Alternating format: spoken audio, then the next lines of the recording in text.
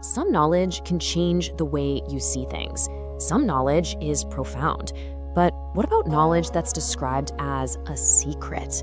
Today, we're unlocking a teaching from the Bhagavad Gita that's called exactly that, the most secret knowledge of all. So let's just jump right in with a big question.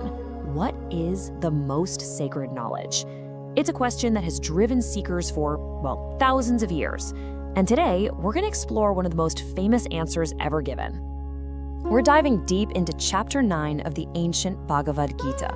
Now, in this text, the divine figure Krishna is talking to the warrior Arjuna, and he doesn't mince words. He calls this specific chapter the most profound, the most secret of all his teachings.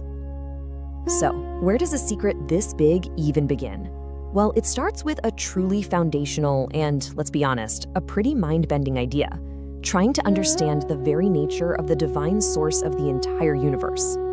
Okay, so first up, we're told this divine source isn't way off in some distant heaven. No, it pervades the entire universe. It's the very fabric of everything we see, everything we touch. It's literally in everything, everywhere, all at once.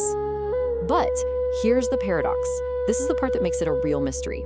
At the exact same time, this source remains completely beyond the universe. It's untouched and unlimited by the very reality it creates.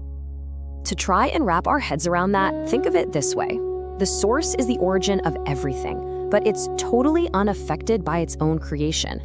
It's kind of like an artist who paints a masterpiece. The artist isn't made of the paint and canvas, right?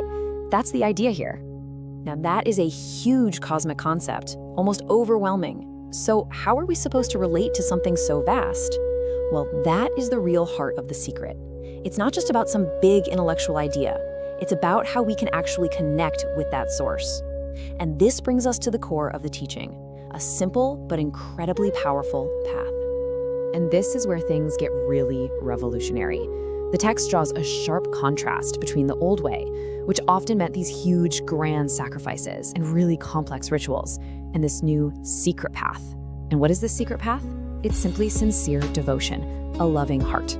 It's a massive shift away from outward actions and toward your inner intention. Okay, that sounds really beautiful, but it's also a little abstract, isn't it? I mean, what does sincere devotion actually look like in practice, day to day? And the answer is, it's just so surprisingly and beautifully simple. The text says, you don't need all these grand gestures. A sincere offering can be as humble as a single leaf, or a flower, or even just a drop of water. And here's the crucial point, the real key to all of this. It's not what you offer, but how you offer it. The value isn't in the thing itself. The key ingredient that changes everything, that makes the whole act powerful, is love.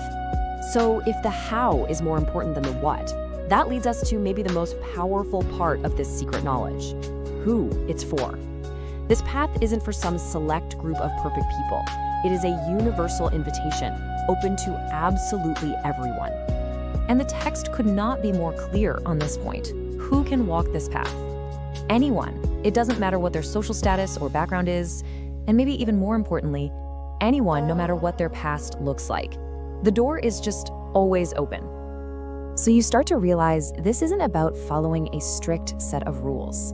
It's an invitation to a personal relationship, one that is direct, intimate, and completely, totally unconditional. It's all about a connection between your own heart and the divine. All right, this all builds to a really powerful conclusion. The final piece of this secret, the capstone of the whole chapter, is what's known as Krishna's ultimate promise, the destination that's waiting for you at the end of this secret path. And the promise is laid out as a direct guarantee. Always think of me, worship me, and you will surely come to me. It's not presented as a maybe or a possibility. It's stated as a certainty.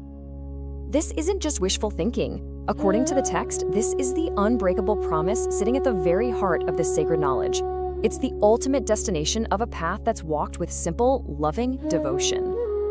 And so, that brings this ancient secret right back to you here and now, because it's one thing to hear about knowledge, but it's another thing to live it.